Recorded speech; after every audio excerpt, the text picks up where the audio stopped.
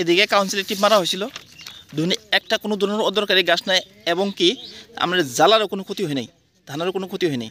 কিন্তু আমরা এই সাইডে আমরা কাউন্সিলের টিপ মারিনি।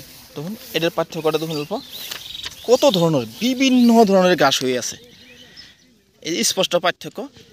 এদিকে কাউন্সিলের টিপ মারা হয় নাই, যার জন্য বিভিন্ন ধরনের গাছ হয়ে গেছে গা। আর এই ঠিক এটার সাইডেই দেখুন একটা প্লট আমরা কাউন্সিলের টিপ মারছিলাম, এখানে একটা ঘাস নাই, কোনো ধরনের ঘাস নাই। তো এই হচ্ছে কাউন্সিলের অ্যাক্টিভের গুণাগুণ। তো সবাই ইনশাল্লাহ কাউন্সিলের টিপ মারা হয়, খুব সুন্দর ভালো মেডিসিন। হ্যাঁ, যেখানে মারা হয়নি দেখুন কত বিভিন্ন ধরনের ঘাস হয়ে আছে চালাচলে।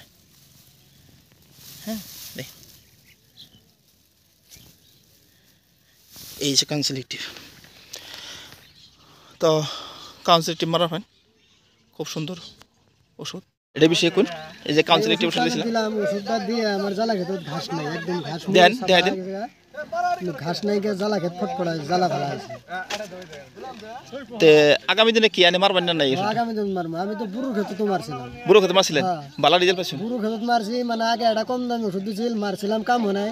পরে যা কলাম রোজার চেচ্চেরি থাকলো বুড়ো খেতে ভালো মরে না। পরে এই ওষুধটা দিল, এই কাউন্সিলার টিপটা দিল, নিয়ে আসি মারলাম। বুড়ো খেতে চেচ্চেরি মেচ্চেরি যা কিছু ঘাস আছিল সব ফটফটা, এটা ঘাসও আছিল। তাহলে আপনি এই কাউন্সিলের টিপ সম্পর্কে আপনি আশেপাশে যেগুলো খেতে বন্ধুরা আছে ওগুলো কি কোন? ওগরও দিবার কই দিলে ভালো হবো।